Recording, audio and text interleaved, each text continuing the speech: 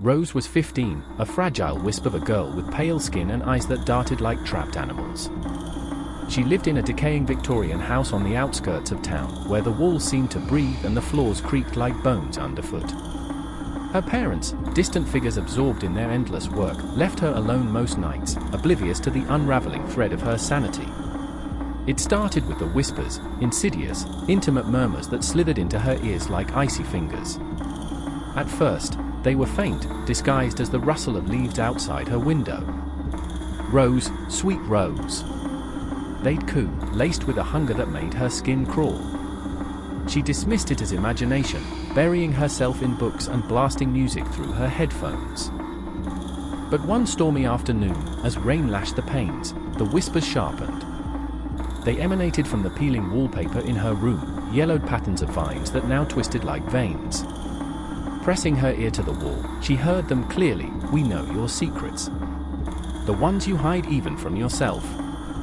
Her heart hammered as she pulled away, nails digging into her palms. That night, sleep evaded her. The shadows in the corners elongated, forming silhouettes with jagged edges, eyes glowing faintly red in the dark. They didn't just watch, they moved, slithering across the floor toward her bed, tendrils of blackness brushing her toes.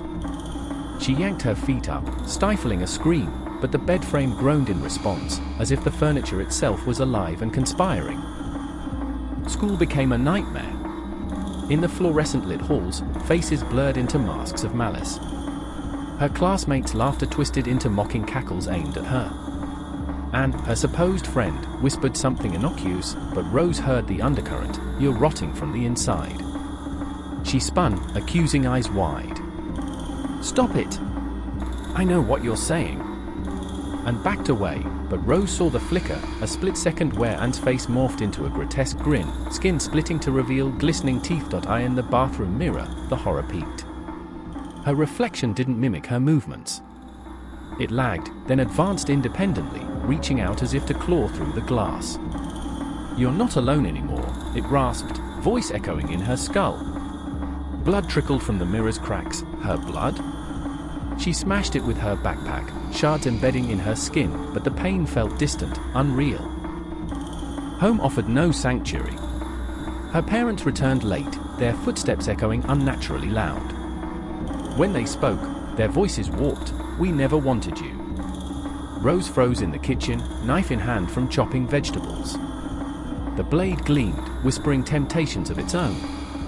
The fridge hummed a low dirge, and opening it revealed not food, but decaying remnants, fingers in the fruit bowl, eyes staring from the yogurt. She slammed it, but the door swung back, a cold breath exhaling from within. Upstairs, the shadows multiplied. One detached from the wall, towering over her with limbs like twisted branches. It leaned in, breath fetid and hot. "Let us in, Rose. We're already halfway there."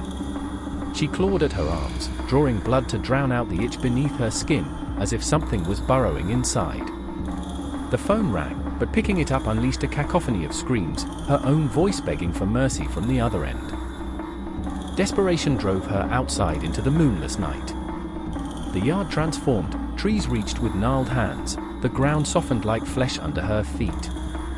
Neighbors' windows glowed with watchful eyes, their houses pulsing like hearts. "Traitor," the wind howled. "Monster." She collapsed, dirt clinging to her like grave soil. The spindly figures encircled her, their forms dissolving into her periphery only to reform closer, whispering promises of eternal torment. Sirens pierced the void. Real? Her parents' faces loomed, but they peeled away like masks, revealing hollow sockets and worm-ridden flesh. "You're ours now," they intoned. Paramedics restrained her thrashing body, needles piercing like fangs. In the ambulance, the whispers crescendoed, "This is your reality. Escape is a lie." In the sterile hospital ward, strapped to the bed, the drugs blurred the edges, but the shadows lingered in the vents, the whispers embedded in the beeps of machines. Rose's eyes widened as she felt it, a subtle shift inside her mind, the psychosis not retreating but merging, becoming her. In the quiet, a new voice emerged, her own, "Welcome us home." She smiled then, a Richter's grin, for the horror was no longer outside, it was her, forever.